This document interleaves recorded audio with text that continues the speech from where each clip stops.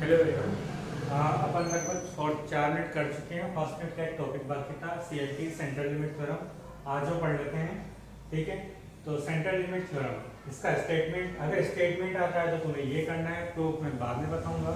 लेकिन generalise form में, generalise form का प्रूफ नहीं है अपने पास, इनके पर्टिकुलर केस के प्रूफ है।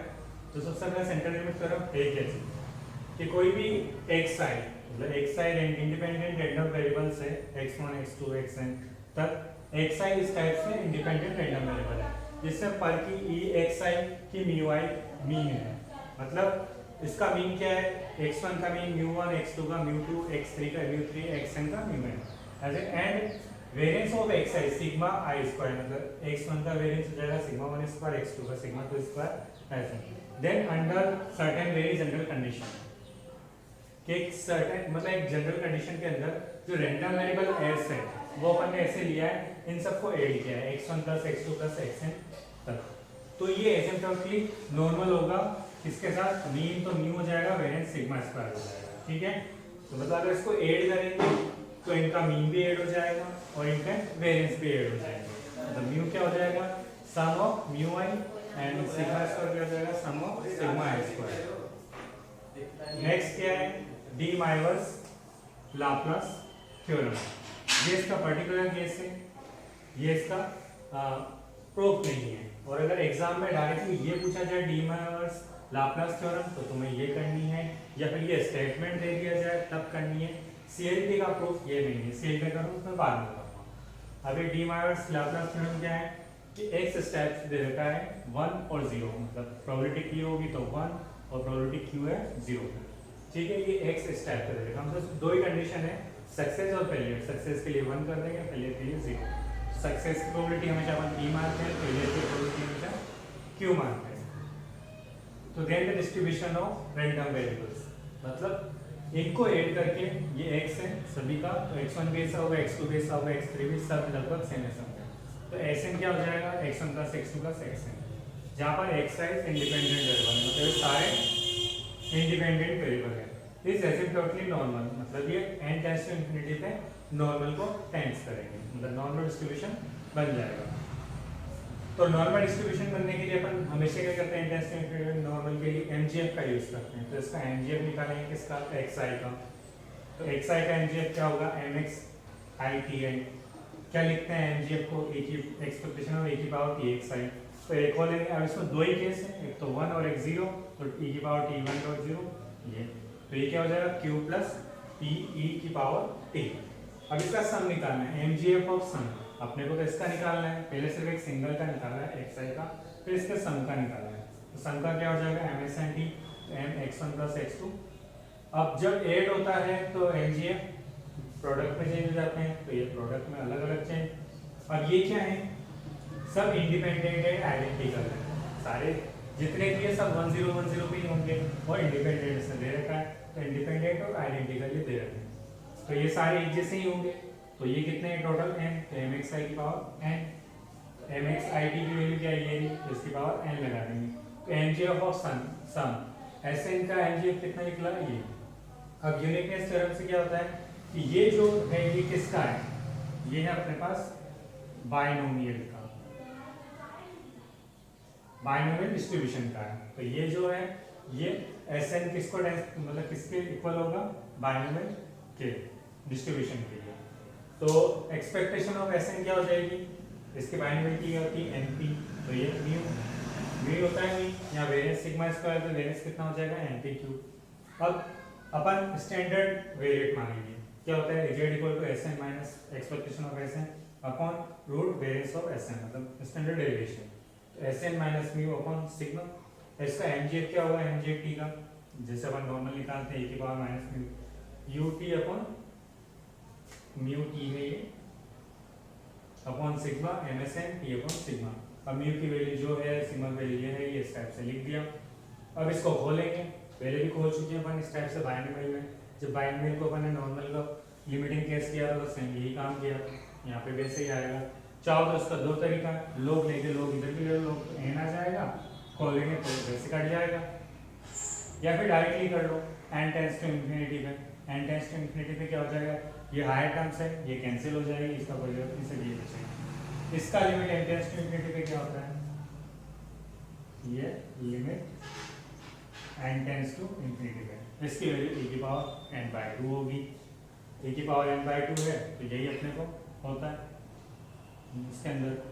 अब z क्या हो जाएगा, नॉर्मल 0 1 पे है, ये z था, अगर z नॉर्मल 0 1 पे है, z क्या था, ये था, तो Sn क्या हो जाएगा, n म्यू सिग्मा स्क्वायर के n टेंड्स टू इंफिनिटी। ये प्रूफ था वीमायर्स लाप्लास थ्योरम का, ठीक है।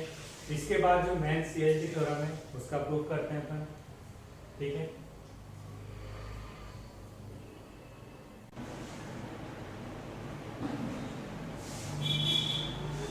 देखो आगे क्या है, लिंडबर्ग्स लेवी थ्योरम। जब CLT अगर एग्जाम में आती है प्रूफ करने के लिए तो अपने को यही प्रूफ करना है, तो इसको लिख सकते हो चाहो तो प्रूफ ऑफ CLT, ठीक है। अब ये क्या है, CLT का प्रूफ, लिंडबर्ग्स लेवी थ्योरम, ठीक है। एक देखिए रैंडम वेरिएबल दे रखे हैं x1 x2 xn, ये क्या इंडिपेंडेंट है, आइडेंटिकल डिस्ट्रीब्यूटेड और रैंडम वेरिएबल, ठीक है। और with expectation of xi equal to μ1 और variance of xi equal to sigma 1 square, i equal to 1 to n हो जाएगा। देन द सम, मतलब सम ही निकालते हैं अपन हमेशा CLT थ्योरम में, जितना भी करेंगे वो सम ही निकलेगा रैंडम वेरिएबल्स का। यह सम निकाला, is agent of the normal with mean, खाली मीन और वेरिएंस चेंज होंगे जितने भी अपन प्रूव करेंगे। पहले वाले में डायरेक्टली सेम मीन था सभी का, यहाँ पर क्या म्यू इक्वल टू n μ1 और वेरिएंस क्या होगा, sigma square equal to n sigma 1 square. अब इसमें दो हैं, अलग अलग दे रखे हैं तो अपन दो अलग अलग MGF मान लेते हैं। लेट m1t किसका, xi माइनस μ1 था, और mt किसका डिनोट करेगा, इस स्टैंडर्ड वेरिएट का। सब दो हैं अलग अलग। अब जानते हैं कि μ1 और μ1 डैश और μ2 डैश क्या होता है, डेविएशन का निकालो। μ1 डैश क्या होगा, एक्सपेक्टेशन xi माइनस μ1, ये तो 0 हो जाएगा, और μ2 डैश क्या हो जाएगा, सिग्मा 1 स्क्वायर।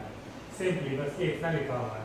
अब m1t, अपने को m1t निकालना है, m1t को ऐसे लिख सकते हैं अपन मोमेंट्स की फॉर्म में, मोमेंट्स की फॉर्म में लिखा है तो यहाँ पर μ1 की जगह μ1 डैश की जगह 0 और μ2 डैश की जगह सिग्मा 1 स्क्वायर, तो ये तो 0 हो जाएगा, बचेगा ये और इसके आगे की t की पावर क्यूब की हाईएस्ट नंबर, ठीक है। ये m1t है। अब नेक्स्ट क्या है कि जो z है अपन स्टैंडर्ड वेरिएट मानेंगे, यही वाला स्टैंडर्ड वेरिएट माना है। Sn की वैल्यू रख दी है sn, और म्यू की वैल्यू रख दी है, म्यू की वैल्यू अपने को क्या दे रखी है, ये दे रखी है n μ1, तो n μ1 रख दिया। सिग्मा की जगह सिग्मा ही रहने दो, बाद में चेंज कर लेंगे। इसको इस फॉर्म में भी लिख सकते हैं, क्योंकि ये है किस टाइप की, समेशन n μ1, इसको ऐसे भी लिख सकते हैं, समेशन μ1 i1 to n, तो ऐड करेंगे तो ये आए, इसको ऐसे लिख सकते हैं xi, तो ये सेम इस टाइप से जाएगा। सिग्मा तो सब जगह सेम ही रहेगा, आइडेंटिकल है, तो ये सारी चीजें सेम रहेगी। और अपने को निकालना किसका, mzt का ही निकालते हैं, तो mzt इसको ऐसे लिख सकते हैं। अब यहाँ से सिग्मा हटाएंगे तो ये अपन सिग्मा हो जाएगा।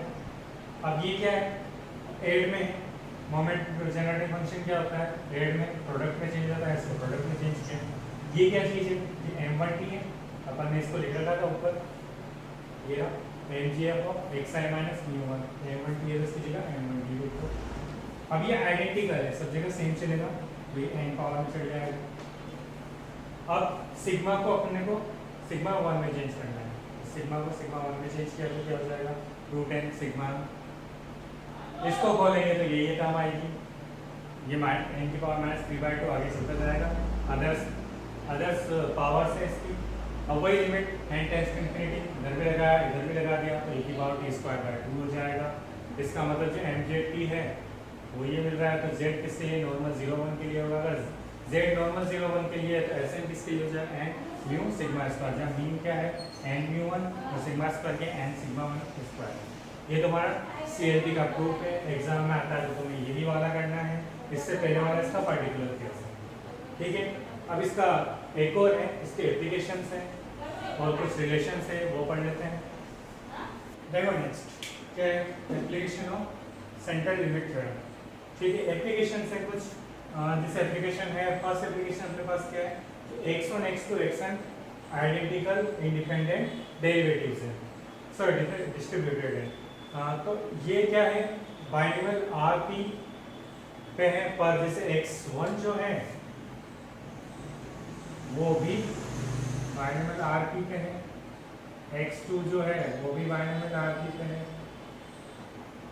ठीक है, क्योंकि अपन ने पढ़ा बाइनोमियल क्यों एनपी होता है, यहाँ अपन आर पी ले रहे हैं क्योंकि एन तो अपने टोटल हो जाएंगे ये वेरिएबल्स, इसलिए अपन ने एक सिंगल वेरिएबल को आर पी पे लिया है।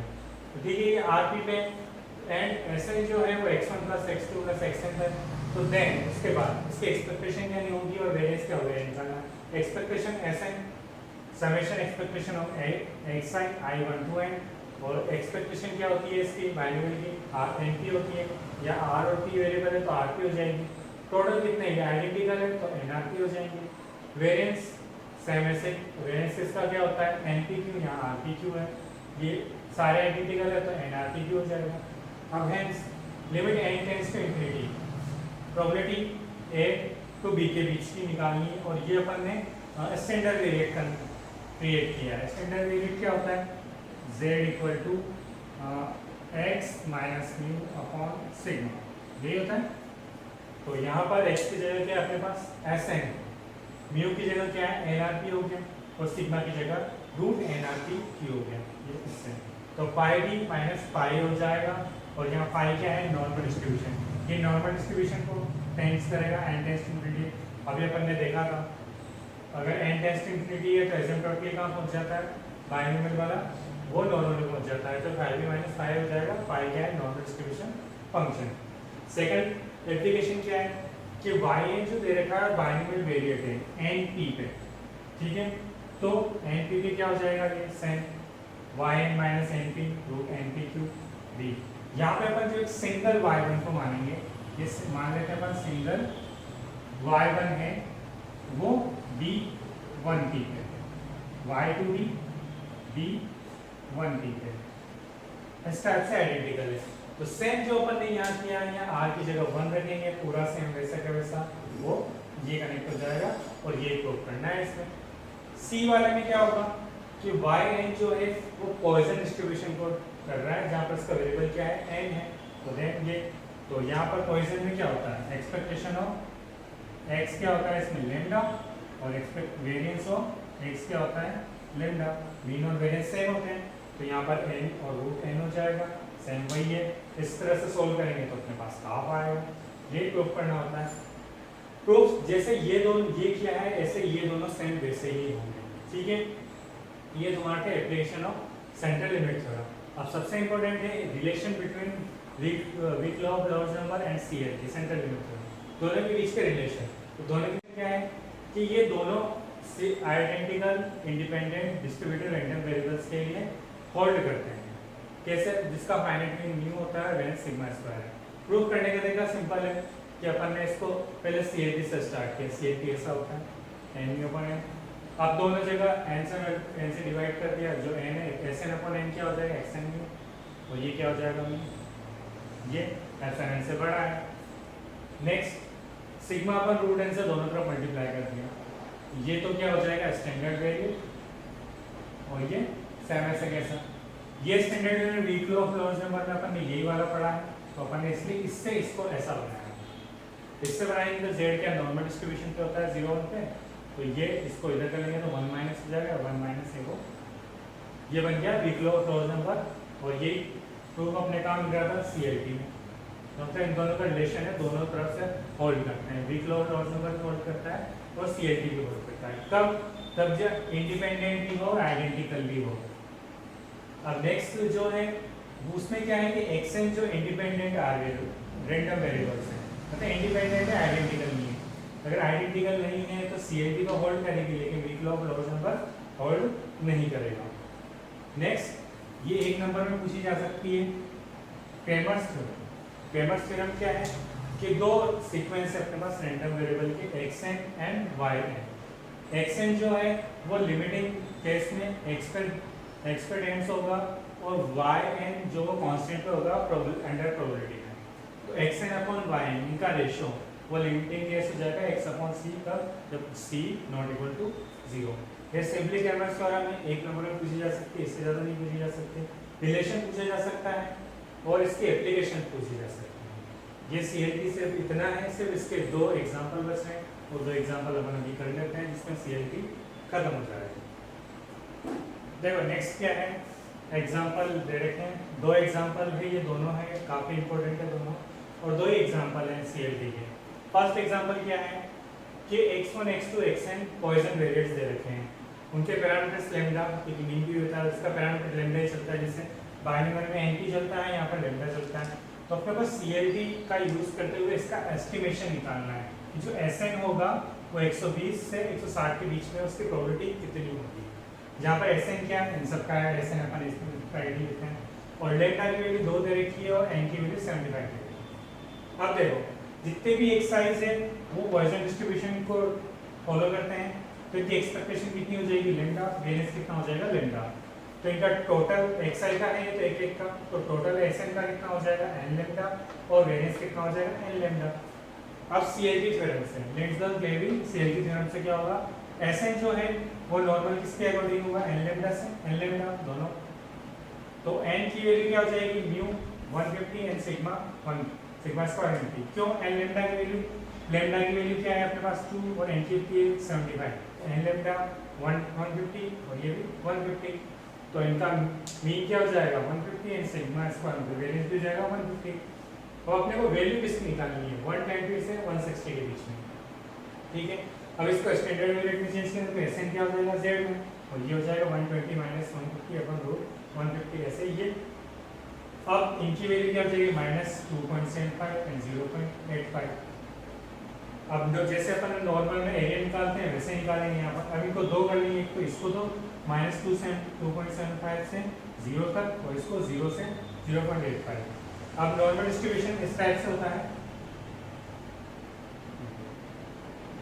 तो इस तरफ का और इस तरफ का एक जैसे ही होता है, तो अपन नेगेटिव की जगह पॉजिटिव लेंगे, तो 0.0 से 2.75 का बीच में या -2.75 से 0 का बीच का सेम ही होता है, तो इसको इसमें चेंज करिए ऐसे कैसा, नॉर्मल लेवल से इसकी वैल्यू ये आती है, इसकी वैल्यू ये आती है, इन दोनों के ऐड किया आंसर सिंपल क्वेश्चन था, इसमें कोई प्रॉब्लम नहीं थी, जैसे अपन ने नॉर्मल डिस्ट्रीब्यूशन में किया है वैसे ही यहाँ ये काफी इंपॉर्टेंट है कि इसके अंदर क्या है CLT भी यूज हो रही है, वीक लॉ ऑफ लॉरेंत्ज़ भी यूज हो रहा है, और लास्ट जो अपन ने क्रेमर्स थ्योरम पढ़ी वो भी हो रही है। तो क्वेश्चन क्या है कि x1 x2 xn है IID मतलब independent identical distributive standard variate दे रखे हैं, किसके xi और नेगेटिव मतलब इन्फिनिट से छोटा है, तो लिमिटिंग डिस्ट्रीब्यूशन पूछा गया है इसका Zn इसके अपॉन ये। अब इसको देख के अपने को पता चल जाना चाहिए कि 2 अलग अलग है, जब 2 को एक जैसा करते हैं तो क्या यूज करते हैं क्रेमर्स थ्योरम, तो यहाँ क्रेमर्स थ्योरम यूज आएगी। तो सबसे पहले तो अपन को इसको लिमिटिंग फॉर्म में करना है और नीचे वाला प्रोबेबिलिटी फॉर्म में, क्योंकि क्रेमर्स थ्योरम में क्या था ऊपर वाला तो लिमिटिंग केस का था, नीचे वाला प्रोबेबिलिटी। लिमिटिंग केस कब होगी जब CLT थ्योरम हो, और प्रोबेबिलिटी अंडर प्रोबेबिलिटी कब होगी जब वीक लॉ ऑफ लॉरेंत्ज़ हो, दोनों में यही है चीज। तो सबसे पहले अपन ऊपर का करते हैं फिर बाद में नीचे वाला करेंगे। तो ऊपर वाले में क्या है कि x है, ये क्या है स्टैंडर्ड वेरिएट है, स्टैंडर्ड वेरिएट का मीन हमेशा 0 होता है, वेरिएंस हमेशा 1 होता है। तो एक अपन एक नया वेरिएबल मानते हैं इस टाइप का, ऐसा रेस है 2i, तो n की जगह अपन 2i - 1 और 2i ले लेते हैं, इससे पूरा जनरेट हो जाएगा। जब इसकी है तो इसकी भी 0 0 होगी, तो एक्सपेक्टेशन ऑफ yi भी 0 हो जाएगा, वेरिएंस yi क्या 1 हो जाएगा। तो अपन CLT थ्योरम लगाएंगे इसके ऊपर, किसके ऊपर, इसके ऐड के ऊपर, ये सारे ऐड हो रहे हैं, तो Sn इसका एडिशन ले लिया, तो CLT थ्योरम un एक नया ले लेते हैं, z होता अपन ने यहाँ un ले लिया, यहाँ un काम आएगा, Sn माइनस एक्सपेक्टेशन है Sn वेरिएंस ऑफ Sn, इसकी वैल्यू करेंगे ये √n हो जाएगा, ये तो 0 है तो ये आएगा ही, खाली Sn आएगा। ये लिमिटिंग केस में z कट होता है और n0 1 है। अपन जानते हैं xi² की वैल्यू 1 है, ये फाइनाइट है, तो किंचन थ्योरम लग जाती है, जब फाइनाइट पे ही लगती है ये किंचन थ्योरम जो किसकी है वीक लॉ ऑफ लॉरेंत्ज़ की। तो इस सीक्वेंस क्या है x1² x2², तो सीक्वेंस क्या हो जाएगा xi²। तो इसको स्टैंडर्ड वेरिएट में चेंज करेंगे तो xi/2n, ये प्रोबेबिलिटी केस में एक्सपेक्टेशन ऑफ xi² 1 को टेंस करेगा, ठीक है। ये वीक लॉ ऑफ लॉरेंत्ज़ से था। अब क्रेमर थ्योरम क्या होती है, ये लिमिटिंग केस में होना चाहिए, अंडर प्रोबेबिलिटी में होना चाहिए, तो un/bn इसको ऐसे कर दिया।